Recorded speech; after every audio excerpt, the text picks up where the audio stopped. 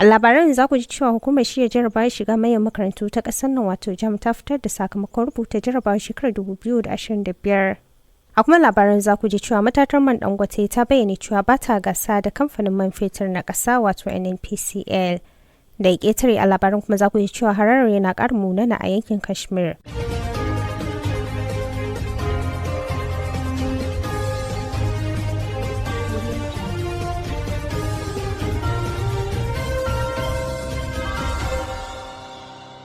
Masu sauraro assalamu alaikum barkamu da wannan lokacin, sunana Sadiqa Umar mai malari dauke da cikakkun labaran duniyar daga nan sashen Hausa na TCR.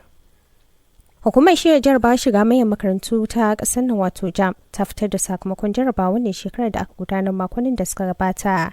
Rajistaran hukumar Farfesa Ishaq Oluwede ne ya bayyana haka a shirkwatan hukumar a lokacin ƙaddamar da fitar da sakamakon. Sai dai hukumar ta riƙe sakamakon ɗalibai 39,834 waɗanda ta ce za ta yi bincike a kansu bisa zargin satar jarabawa. Sannan kuma ana zargin kusan ɗalibai 80 da laifukan da suka shafi jarabawar, inda jihar Anambra ke kan gaba. Hukumar ta kuma bayyana cewa daga cikin ɗalibai miliyan 2,30,862 da suka rijistar jarabawar 71,705 ba su samu damar rubuta jarabawar ba. A wani labarin kuma 'yan majalisar dattawan ƙasar nan guda uku na babban jam'iyyar hamayya ta PDP daga jihar Kebbi za su sauya sheka zuwa jam'iyyar APC mai mulki, kamar yadda shugaban jam'iyyar APC na ƙasa ya tabbatar. Abdullahi Umar Ganduje ya bayyana haka ne ga manema labarai jim kaɗan bayan ganawa sanatocin da shugaba Tinubu a fadarsa da ke Villa. Abdullahi Umar Ganduje ya ce sanatocin ku za su bayyana majalisar da ta matsayar tasu a mako mai zuwa kamar yadda kundin tsarin mulkin ƙasar ne ya tanadar. Sanatocin uku sun hada da sanata Adamu Alliru da sanata Yaya Abubakar Abdullahi da kuma sanata Garba Mai Doki. A baya-bayan nan batun sauyin sheka tsakanin manyan 'yan siyasa na ci gaba da ɗaukar hankali a ƙasar nan bayan da wasu jigajigan jam'iyyun hamayya ke koma APC mai mulki. Kwa makonnin baya ma gwamnan jihar Delta da tsohon gwamnan jihar Ifeanyi Ukowa wanda shine wa PDP takarar mataimakin shugaban kasa kakan zaben shekarar 2023 suka sanar da koma wasu jam'iyya mai mulki wato APC. A wani labarin kuma kungiyar tuntuɓa arewacin ƙasar wato ACF ta yi kira ga gwamnati a dukkanin matakai da 'yan ƙasar da su fara shirin fuskanta ambaliyar damunar bana. Ƙungiyar ta bayyana haka ne a wata sanarwa da ta fitar matsayin martani kan hasashen ambaliya ta shekarar 2025 da hukumar kula da yanayi ta fitar, inda a cikin hukumar ta lissafa garuruwa akalla 1,249 ƙananan hukumomi 176 da ke jihohi 30 ciki har da jihohi 16 na arewa za su fuskanta.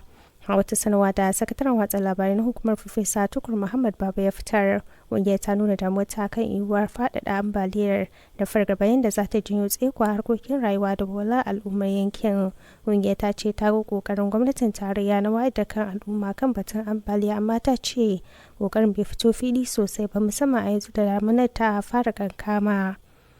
A nan kuma a ranar Juma'a nan ne jirgin farko na maniyyatan aikin hajjin bana na ƙasar nan ya tashi zuwa ƙasa mai tsarki.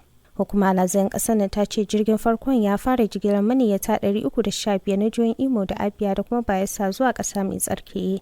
A inda jirgin farko da ya tashi a jihar Bauchi ya tashi da maniyyata 555 da kuma maniyyatan jihar Kebbi. A nan kuma shugaban rukunin kamfanonin Dangote Alhaji Aliko Dangote ya bayyana cewa matatar man fetur ɗinsa ba ta yin gasa da kamfanin man fetur na ƙasar wato NNPC.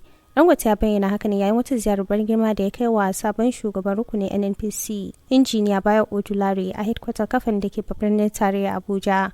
Hakan ne na kushe na wata sanarwa da mai magana da yawon NNPC Olufemi Soneye ya fitar, inda ya ce Dangote ya ce akwai buƙatar haɗin gwiwa domin tabbatar da samar da makamashi mai ɗorewa a ƙasar nan. Ziyarar a cewar Soneye na cikin matakan da ake ɗauka domin ƙarfafa dangantakar da fahimtar juna tsakanin manyan kamfanonin man biyu na gwamnati da na masu zaman kansu. Da ƙetare an ji ƙarar fashewar abubuwa da na ƙararrawar ankararwa da bakin hayaƙi a yankin Kashmir da ake takaddama a kansa da kuma kewayensa, yayin da India da Pakistan suka zafafa harare kan juna. Ana ruwan harare a wani yanki da ke India a wani abu da India ke ganin a matsayin ƙaruwar tashin hankali. Sojojin Pakistan sun ce India za ta ɗanɗana kudarta bayan barnar da hararenta suka yi a Pakistan. Manema labarai sun rawaito cewa Pakistan na bayyana damuwa kan taɓarɓarewar dangantaka tsakanin ƙasashen biyu. Kwa ranar Laraba, India ta kai jerin harare a wani abun da ta bayyana da martani kan zargin Pakistan da hannu a kisan wasu Indiyawa 'yan yawon buɗe idanu a yankin Kashmir a watan da ya gabata. To duka a ƙarshen labaran duniyar kenan, da fatan za ku ci gaba da bibiyar mu a shafukan mu na sada zumunta domin samun rahotanni shirye da kuma labaranmu da zara an ɗaura. Bisalam.